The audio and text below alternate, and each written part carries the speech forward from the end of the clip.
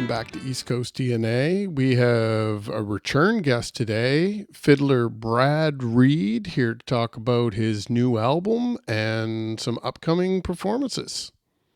Welcome, Brad. Thank you, Brad, for making the trip here today. Yeah, my pleasure. So your new album, you were talking about it back when we sat together in the fall. Yeah. And it's out now, or what's the release date? Yeah, it's out now. It's been out for about a week. Yep. Last Friday. It's been. It was out on Bandcamp for a week, and then everywhere as of May 19th.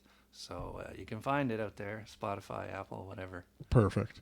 Yeah. Physical copies of it as well? Yes, physical copies that are either on my website or Bandcamp. Perfect.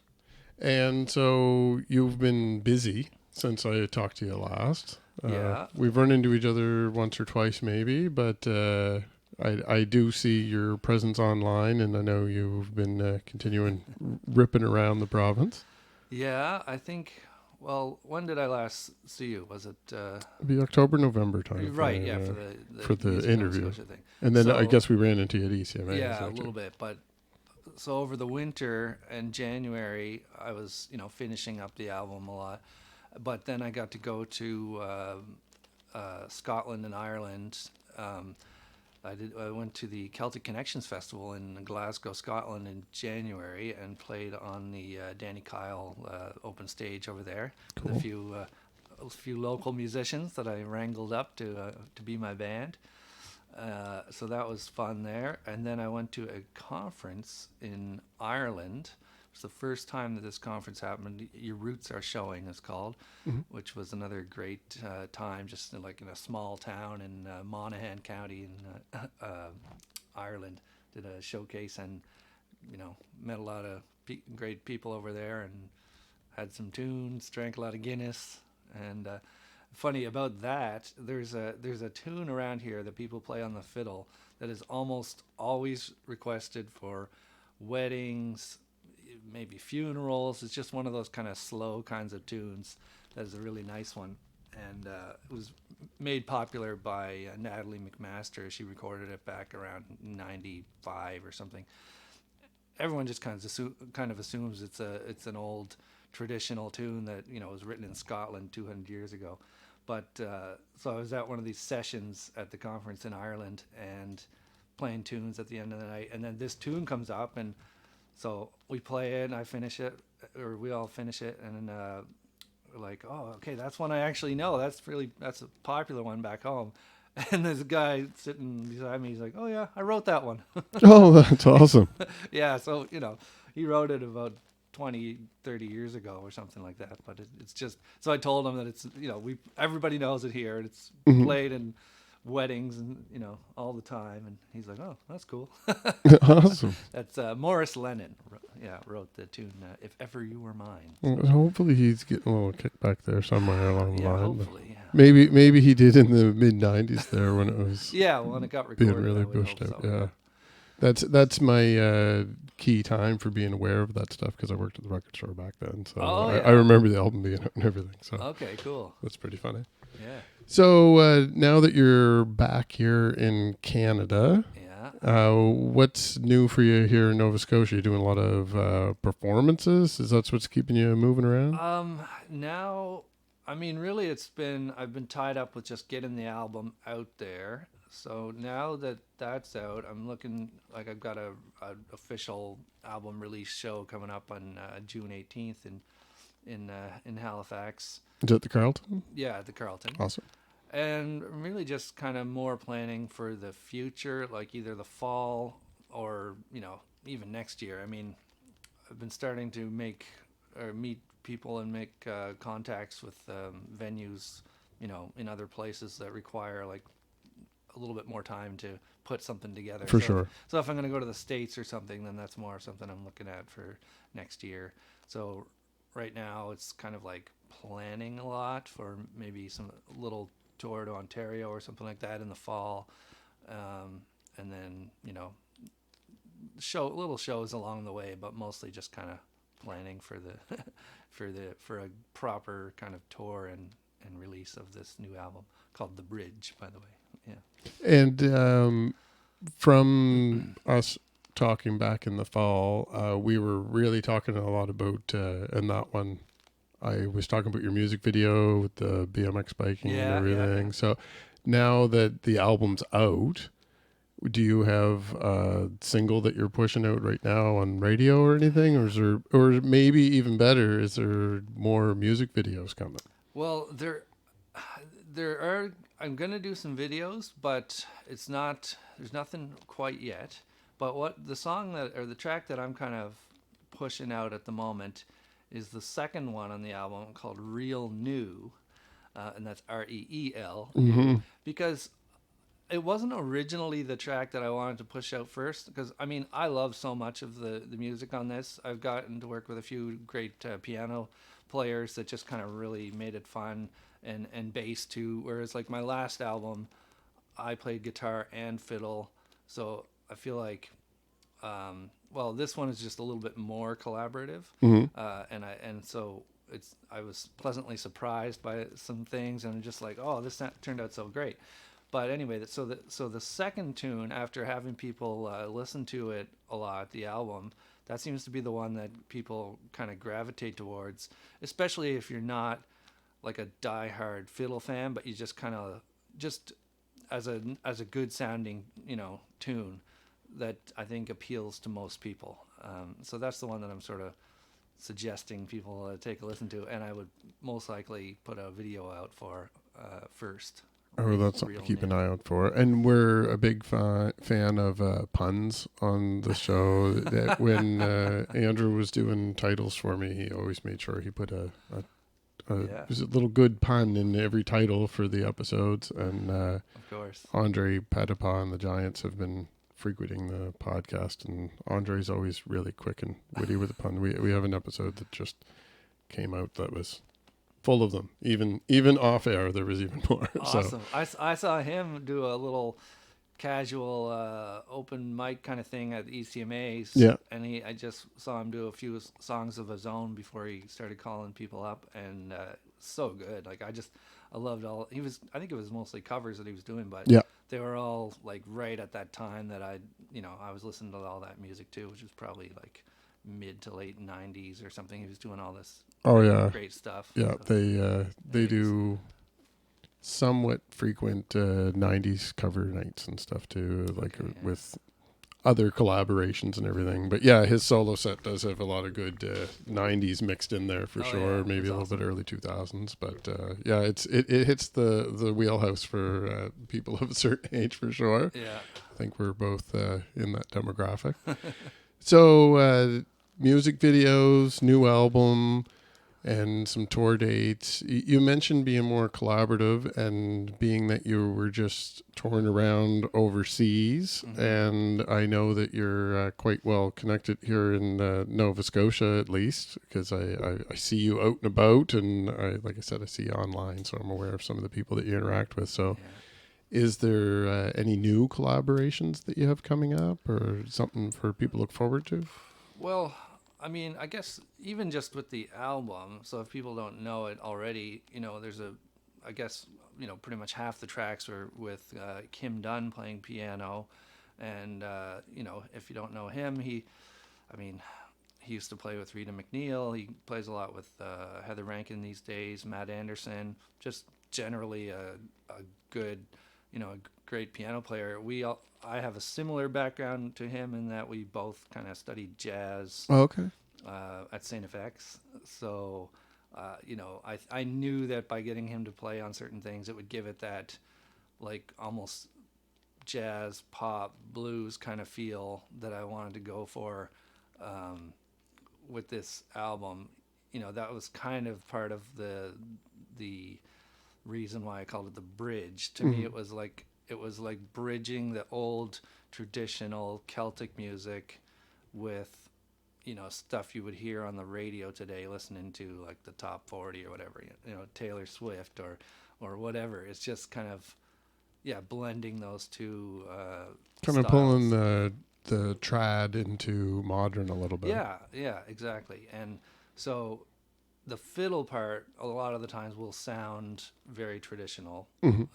but it's all original music, all my own music. Of course, there is some tracks that won't sound too traditional. I don't know. Depends what you think.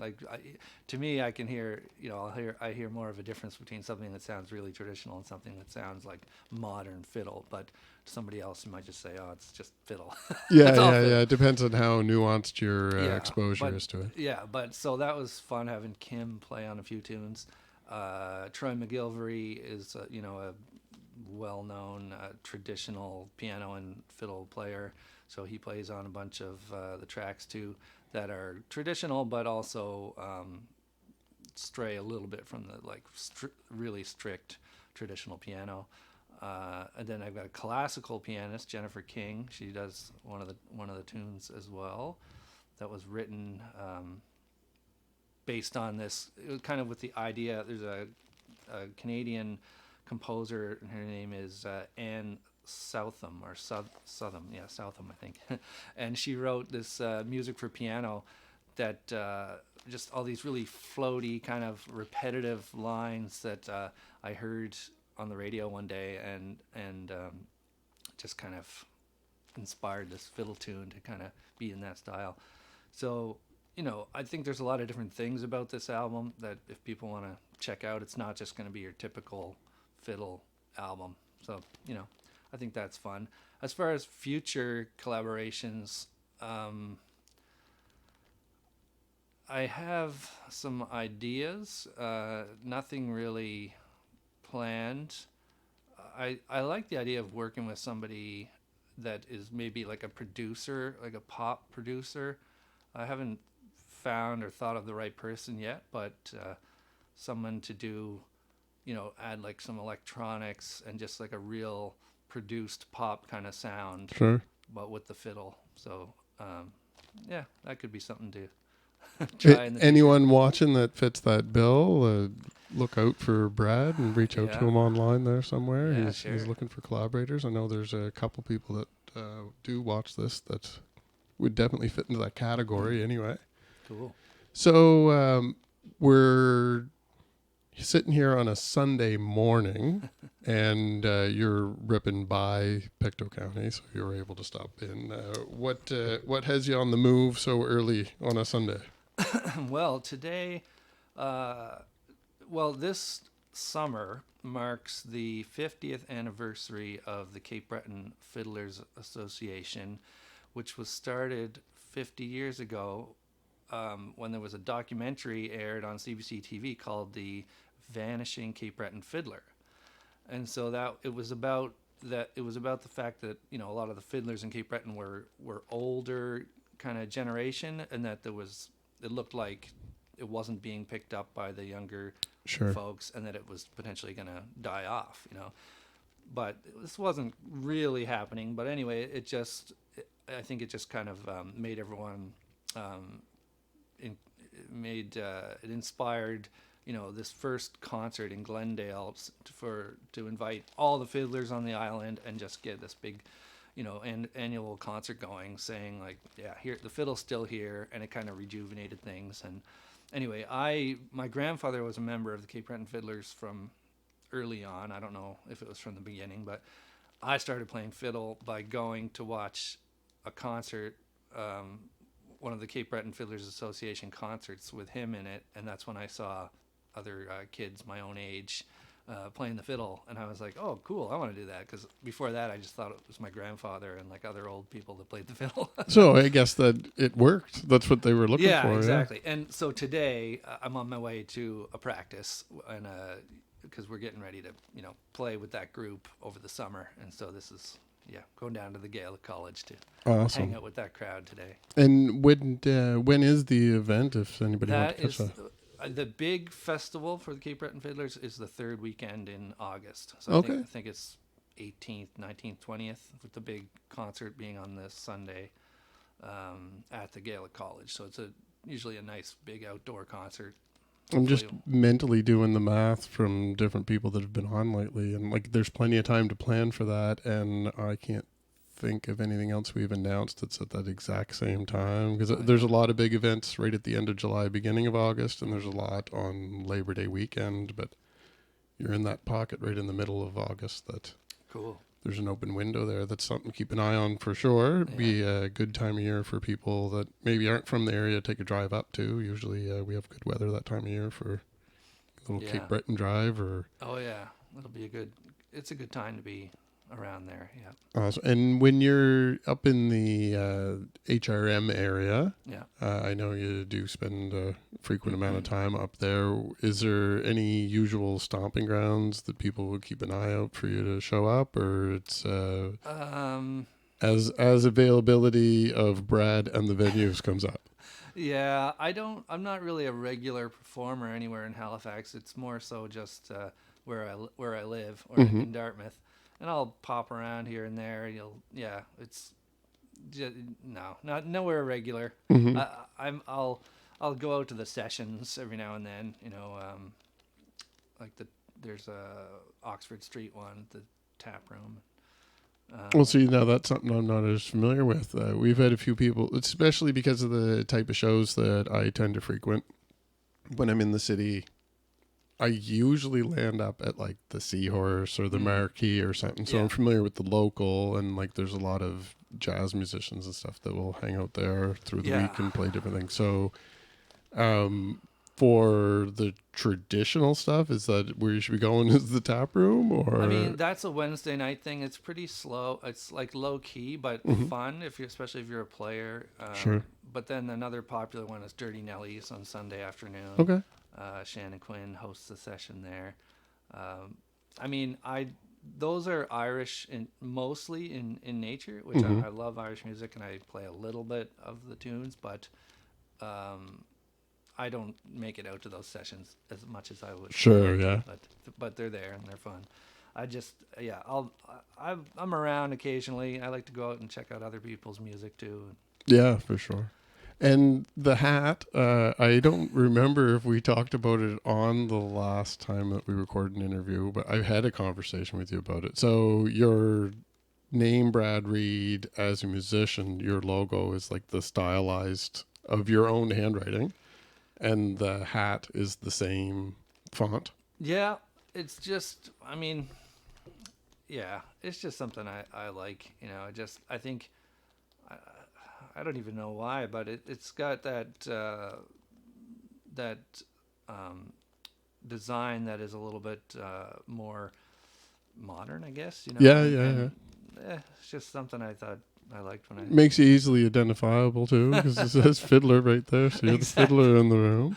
Yeah. Are those something that you sell as well? Like, is that merchandise that people can buy, or is that Yes, yeah, it okay? is. Yeah, it's on my website. Although I'll have to double check that because there might have been sold out. But Okay, yeah, but no, it is something I sell. something for people to look for. And the physical albums, can you buy those on Bandcamp, or is that just live Yep, shows? Okay, Bandcamp website, and yeah, live, and they come with a QR code inside that you can scan and just download the tracks to awesome. if you're into that and don't have a CD player. Yeah, well, obviously you can tell from what's behind me that I like the physical media, but I do have a lot of technology as well. So having the both options is awesome. Yeah, I love it when I get the physical media and I have the bonus of having the digital copy with a code or yeah. if I there's mean, something in there with I it. think digital is just a part of the way It's how we things are. ingest it. You know? Regardless of how much I like the physical media, I ingest most of it digitally, especially. I do have a CD player in my car, though. So those people that I have purchased CDs from or have been gifted CDs from over the last few months, they have been getting regular use in the car anyway. Yeah, good. Yeah, I like to listen to them in the car too. Yeah, no, that's always a good time. So anyone that wants to follow what's going on with you, is your website the main source for information, or is there social media platform or preference? I mean, yeah, the website is great. That's bradreid.ca. I'm always posting on Instagram too, Brad Reid Fiddler. Any of my social stuff is Brad Reid Fiddler.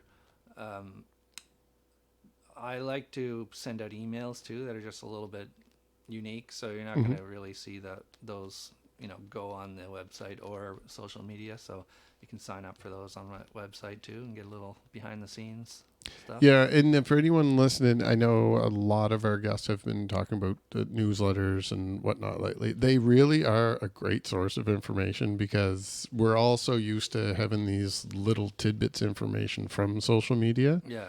that now that I'm signed up to quite a few newsletters through the podcast account, I'll sit down every once in a while and go through. And it is nice to sit down and spend a few minutes actually ingesting like a full version of what's happening instead of just picking up the little tidbits and trying to piece it together. Well, I kind of do two different sorts of emails because for me, I don't think they all have to be like, I don't really call it a newsletter because sometimes I'm just sending out like a little note and it's literally like 2 sentences or something. It's just like open it up, read it, delete it or whatever. Yeah.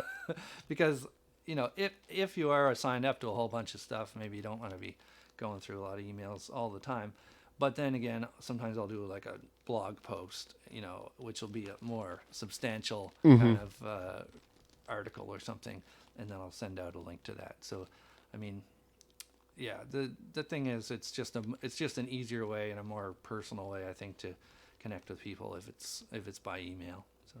And the album's available on all streaming services for anyone that isn't running right out to grab a physical copy. Yeah, as far as I know, it should be. Perfect.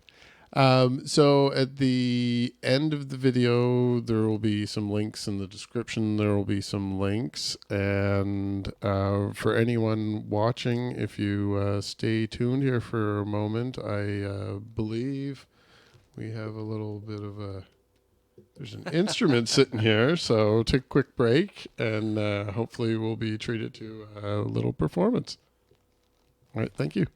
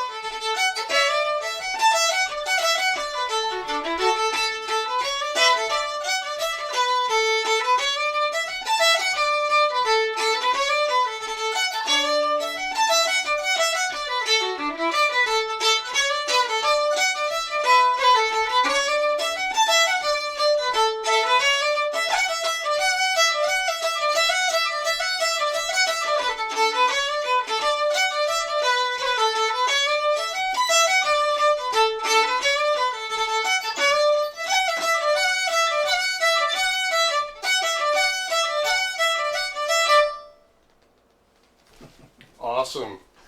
Thank you very much. What else?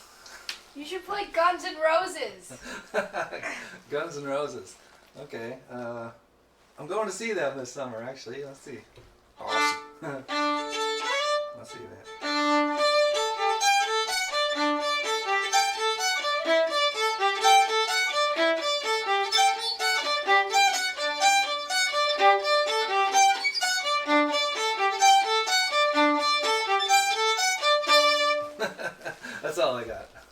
Awesome.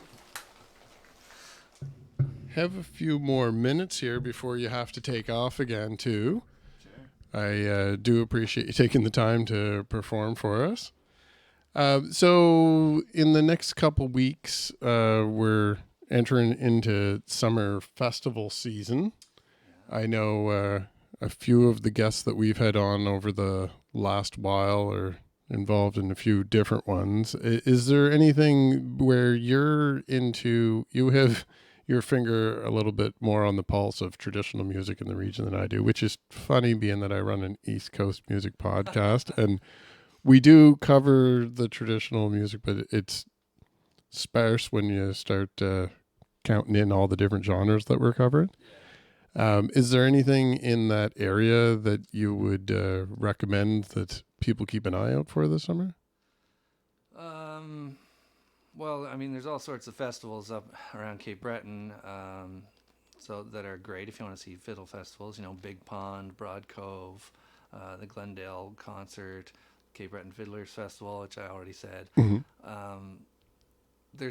There's a couple of new things happening in Halifax. The Alderney Library is doing some concerts this summer, so I'm going to be playing one of those. Oh, cool. I believe on July 21st, just a noon, 1 hour outdoor kind of concert. That's a beautiful spot when the sun's out, though, like to enjoy something like Yeah. that, for sure. Yeah, and then there's Public Gardens concerts happening all the time in Halifax. I think there's another series in Dartmouth down there near, like next to Alderney Landing, out in Ferry Terminal Park.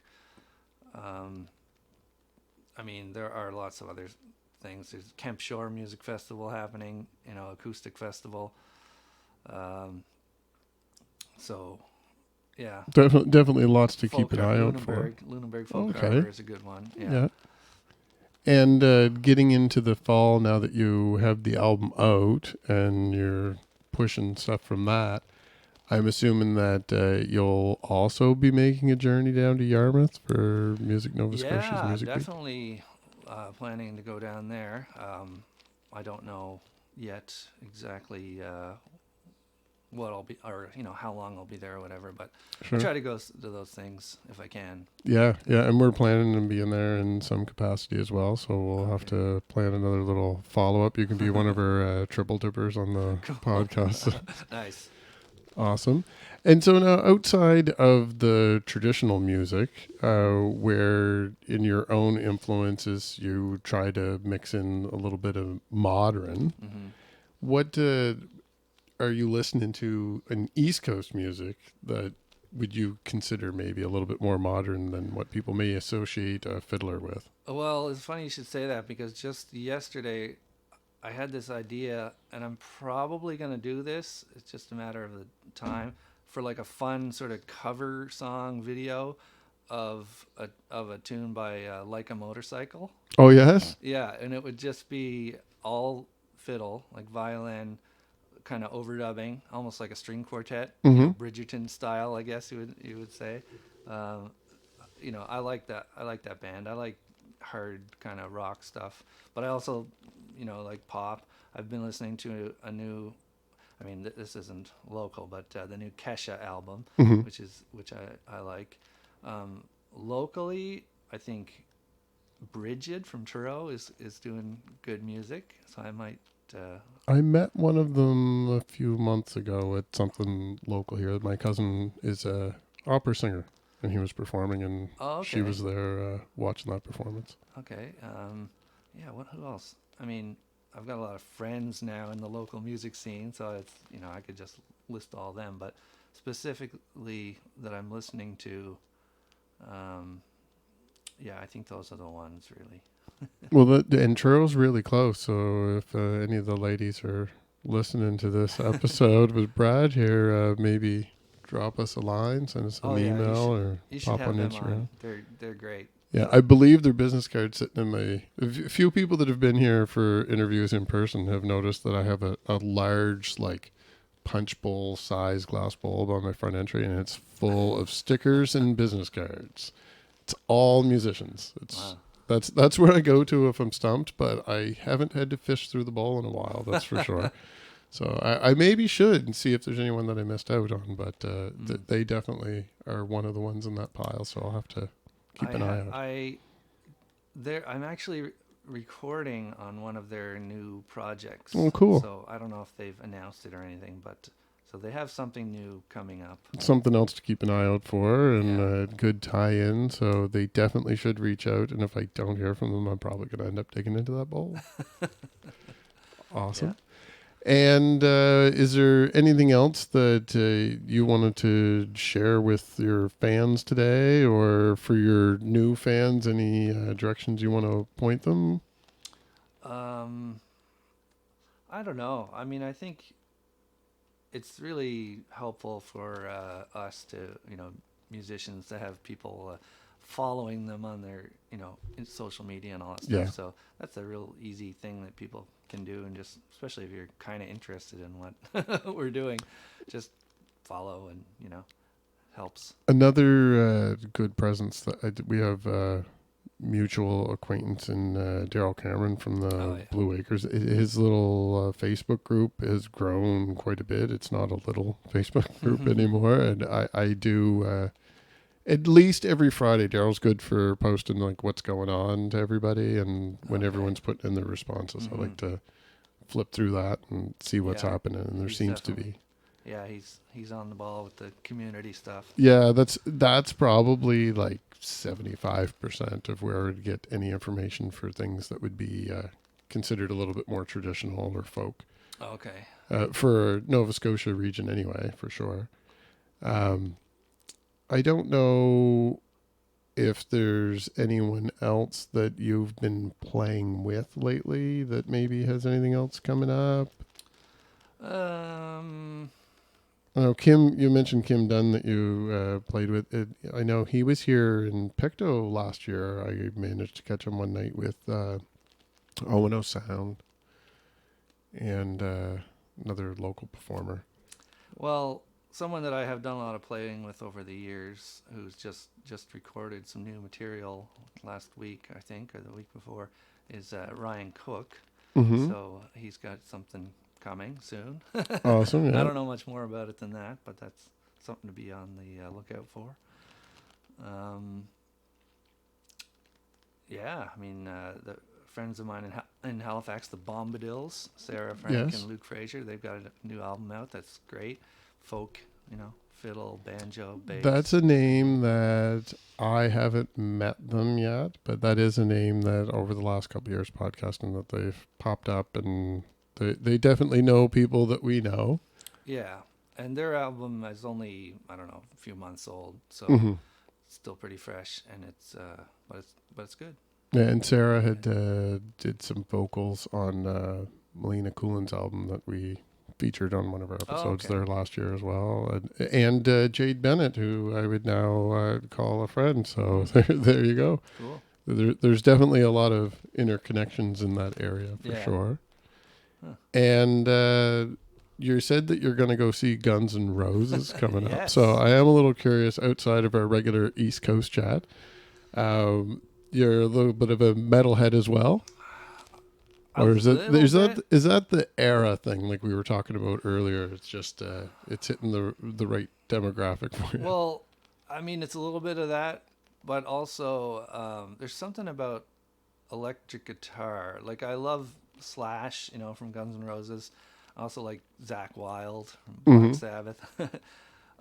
There's something about the electric guitar in that the way it has that sustaining sound that is similar to, I play saxophone, violin. Like you can really sustain that sound, and it's got, I don't know, I've just always been drawn to the electric guitar in that. I could see relations between like the two specific guitarists that you're talking about are like big into like solos. Yeah. And I could see the tie-in with fiddle music. I could kind of see it, like, because like you say, like you're sustaining some of those notes. Yeah.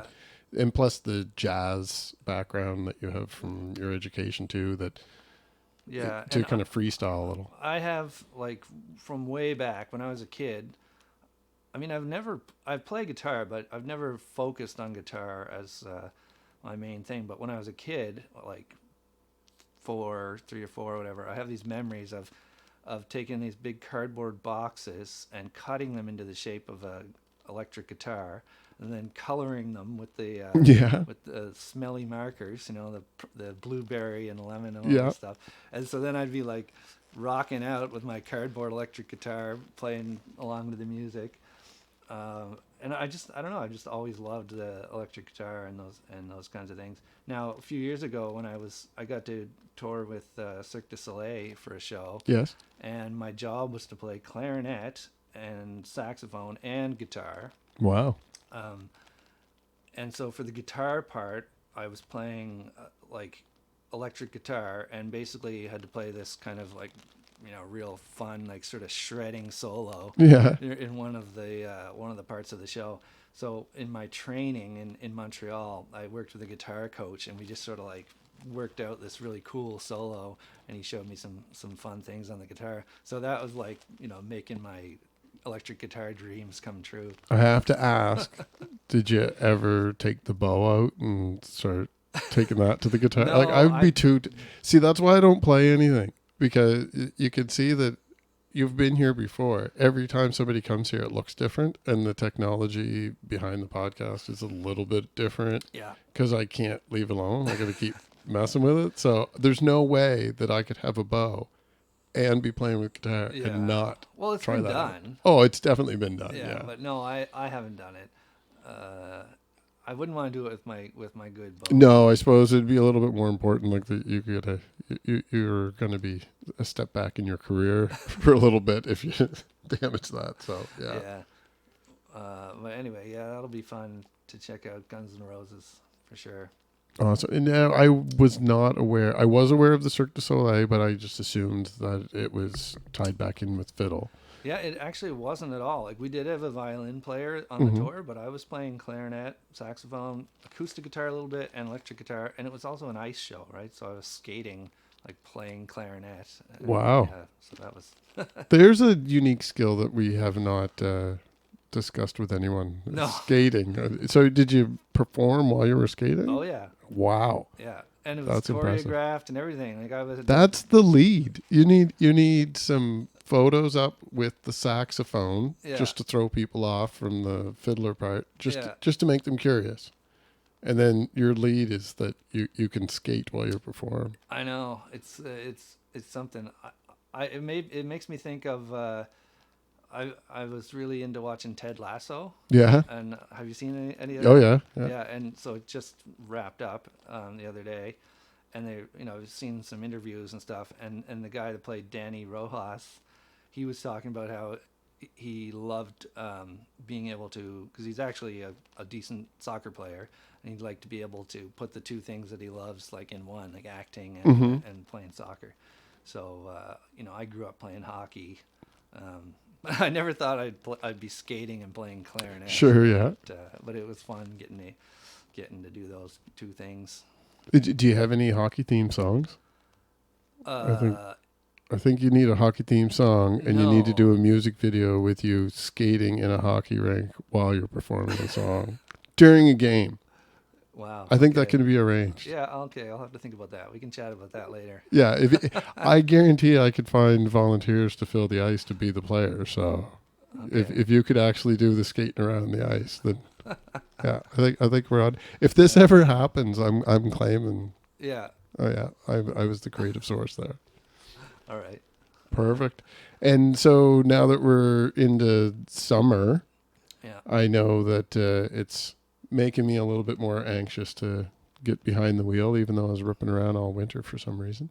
But yeah, in the summer, do you plan on doing a little bit more traveling? Like, I know you're always on the highway, because every time I talk to you, you're on your way one direction or the other. Yeah, I think the only travel is just going to be back and forth, like in Cape Breton and Halifax. I've got some things here and there, just in Cape Breton. And it's just fun. I like to get down there and play a little bit, and go to some sessions, and just you learn from being around other people, and that's where the most people are that enjoy fiddle music around here. So. Yeah. Yeah. Oh, absolutely. And I think the Rock the Fiddle Festival, is that a new one this year? Yeah, I think that's new. I don't think that's fiddle based. No, there's a bunch of rock bands. It's just I think it's happening by the Big Fiddle. Like, okay. That's why they called it Rock the Fiddle. Yeah. But yeah, it's great. I mean, we can always use more music I festivals. think we got to get you in there for a guest appearance on one of those performances on that bill. Well, that's another thing. I also have thought of doing kind of like a hard rock, heavy metal album, if not just a single, like fiddle, but real hard sounding. So that could be fun. Oh yeah, there's definitely there's absolutely people that are listening to this right now that are excited by you saying that, because you've got the vortex there of we do have fans that are into the latter heavier music, and then we do have fans that are into more your traditional East Coast styles. Yeah. But we definitely have, there's a convergence there in our demographic. So I'm sure you just piqued the interest for a few people. So go out there and follow Brad online to see what he actually does have come up over the next few months. Go out and listen to the album, and if you like it, go out and give it a purchase as well, so you can support Brad and encourage him to release more in the future. And hopefully we can play our cards right, so we can align some type of follow-up in the fall, either leading up to or at Music Nova Scotia's Music Week. Cool. And I'd like to thank you for your time. Yeah. Thanks. And thank you for the performances. And we got it looks like a little bit better day after a couple days of rain here. So hopefully we got some good travel weather, and we'll get the curtains open and get some sun in here. Yeah, I mean, when I just left, it was still a little overcast, but we're happy to have lots of rain around Halifax because of all the fires. Absolutely. Hopefully by the time most people are listening to this, that's something that had happened in the past. Yeah. I know as of this morning, it's still ongoing. So hopefully get those fires under control soon, and we can all breathe a sigh of relief and get on with rebuilding into the summer. All right. So, Brad, once again, thank you for stopping by. It's always a pleasure. And anyone that enjoyed the performance and you're a performer yourself, I encourage you to stop by and do a performance for me.